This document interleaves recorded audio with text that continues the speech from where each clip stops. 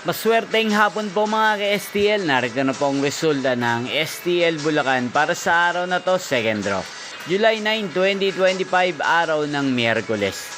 Naway ang mga natayan niyo po mga numero kanina ay manalo nawa ngayong hapong ito, 4 PM. Kaya kunin niyo na po ang inyong mga ticket. Narito na po ang resulta. Ang mga numerong nanalo sa STL Bulacan ngayong hapong ito, July 9, 2025. 4 PM, second draw, result 10 at 20 in exact order. Sa lahat po ng kanina sa STL Bulacan para second draw ng 10 at 20, congrats po sa inyo, panalo po kayo. Again, 10 at 20 in exact order.